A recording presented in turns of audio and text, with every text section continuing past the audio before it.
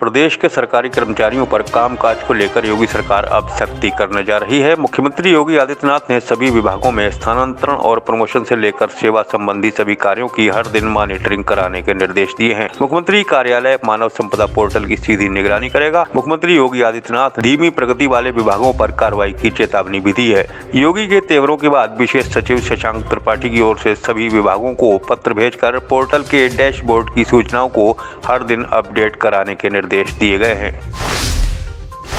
बरेली में दिवाली से पहले पुलिसकर्मियों की पिटाई से किसान संतोष शर्मा की हुई मौत के मामले में फरार पुलिसकर्मियों पर शिकंजा कसने की तैयारी की जा रही है। मामले में प्रभावी कार्रवाई न होने पर मंगलवार को ब्राह्मण महासभा के नाराज पदाधिकारियों ने एसएसपी दफ्तर पहुंचकर ज्ञापन सौंपा और कार्रवाई की मांग की। इस दौरान एसपी देहात ने ब्राह्मण महासभा के पदाधिकारियों को दोषी पुलिसकर्मियों की संपत्ति कुर्क कराने का आश्वासन दिया। बमोरा थाना क्षेत्र के आलमपुर जाफराबाद में किसान संतोष शर्मा की पुलिस वालों ने पीट कर हत्या कर दी थी। घटना के बाद से ही दोषी पुलिसकर्मी फरार चल रहे हैं। बरेली में भाजपा की महिला कार्यकर्ता को जान से मारने की धमकी दी गई है। भाई के नंबर पर धमकी भरा कॉल आने के बाद महिला ने अज्ञात लोगों के खिलाफ रिपोर्ट दर्ज कराई है। कॉलर ने खुद को गोल्डी बराड़ गैंग से जुड़ा हुआ बताया है। सीबीगंज थाना क्षेत्र के तिलियापुर निवासी भाजपा कार्यकर्ता रोशनी खान एनजीओ संचालिका हैं। एक दिन पहले उनके भाई जफर के फोन पर अनजान नंबर से व्हाट्सएप कॉल करके बम से उड़ाने की धमकी दी गई है।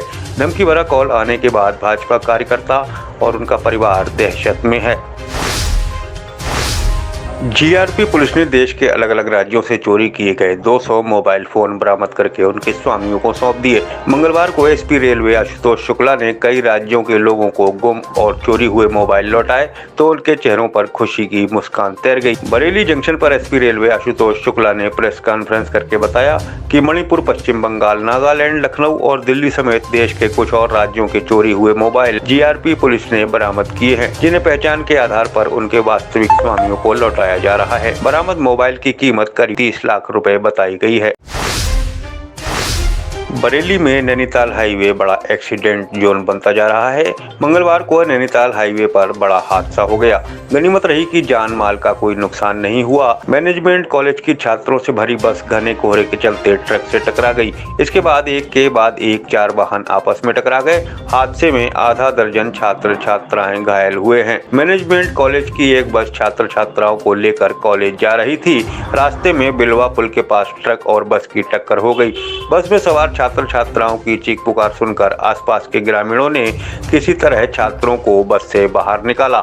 हादसे की सूचना मिलते ही सीओ चमन सिंह फोर्स के साथ मौके पर पहुंच गए और घायलों को राम मूर्ति अस्पताल भिजवाया। एक दिन पहले ही IG range doctor Rakesh Singh ने सड़क हादसों को लेकर मंडल भर के अफसरों के साथ बैठक करके हादसे रोकने की रणनीति बनाने के निर्देश दिए थे। बरेली की बिस्कुट फैक्ट्री में अचानक आग धधक उठी। देखते ही देखते लाखों रुपयों का माल जलकर राख हो गया। मिनटों में आग की विकराल लपटों ने पूरी फैक्ट्री को घेर लिया। हादसे के वक्त फैक्ट्री के भीतर मौजूद कर्मचारियों ने किसी तरह भागकर अपनी जान बचाई। आग और धुआं देखकर आसपास के इलाके में दहशत का माहौल पैदा हो गया। आनन फानन में पहुंची दमकल की कई गाड़ियों ने कड़ी मशक्कत के बाद आग पर काबू पाया। एहतियात के तौर पर पुलिस ने आसपास का इलाका खाली करा लिया। बहेड़ी थाना क्षेत्र के मुड़िया रेलवे क्रॉसिंग के पास स्थित बिस्कुट फैक्ट्री में मंगलवार को अचानक आग लग गई। पुलिस आग लगने के कारणों की जांच कर रही है। बरेली में सड़क हादसे में घायल हुए स्कूली बच्चों का डीएम रविंद्र कुमार और एसएसपी घुले सुशील चंद्रभान ने अस्पताल पहुंचकर हाल जाना और उचित इलाज के निर्देश दिए। डीएम ने जिला अस्पताल के डॉक्टरों की एक टीम बच्चों के परीक्षण के लिए भेजने के निर्देश दिए हैं। देवरनिया थाना क्षेत्र के दुगना गाँव निवासी पीयूष, दानिश और लकी साइकिल से स्कूल जाते समय गन्ने के ट्रक की चपेट में आने से गंभीर रूप से घायल हो गए थे। घायल बच्चों को शहर के निजी अस्पताल में भर्ती कराया गया था। डीएम एसएसपी ने परिजनों से मिलकर सीएमओ को बच्चों के इलाज के निर्देश जारी किए हैं। बरेली में कोचिंग जा रही छात्रा के साथ चौधे ने छेड़छाड़ कर दी। विरोध करने पर चौधे ने छात्रा के साथ अभद्रता की तो छात्रा ने भी मनचले पर चप्पलों की बौछार कर दी। बीच सड़क काफी देर तक हाई वोल्टेज ड्रामा चलता रहा। वहां मौजूद लोगों ने भी चौधे को जमकर पीटा और पुलिस के सुपुर्द कर दिया। छात्रा का मनचले पर चप्पल बरसाने का वीडियो सोशल मीडिया पर भी वायरल हो रहा है। सुभाष नगर थाना क्षेत्र के करगैना रोड स्थित बालाजी मंदिर के पास चौधे ने छात्रा के साथ छेड़छाड़ कर दी थी। छात्रा की की तहरीर पर पुलिस ने शोधे के खिलाफ रिपोर्ट दर्ज करके कार्रवाई शुरू कर दी है।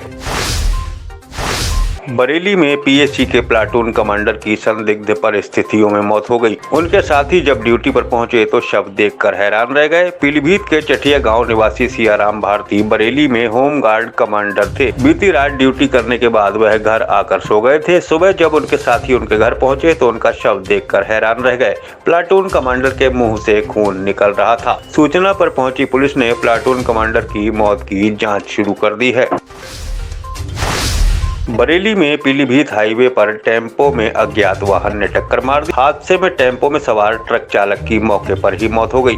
हाफिजगंज थाना क्षेत्र के मिलक बमनपुरी गांव निवासी सोबरन सिंह देर रात टेम्पो से घर वापस लौट रहा था। बिलय धाम के पास अज्ञात वाहन ने टेम्पो में टक्कर मार दी। हादसे में सोबरन सिंह की मौके पर ही मौत हो गई। टक्कर मारने के बाद वाहन लेकर चालक फरार हो गया। घटना की सूचना पर पहुंची पुलिस टक्कर मारने वाले की तलाश में जुटी है। ये थे न्यूज टुडे नेटवर्क के आज के समाचार। ऐसे ही ऑथेंटिक और रिसर्च ओरिएंटेड कंटेंट के लिए लगातार न्यूज टुडे नेटवर्क के न्यूज बुलेटिन को फॉलो कीजिए।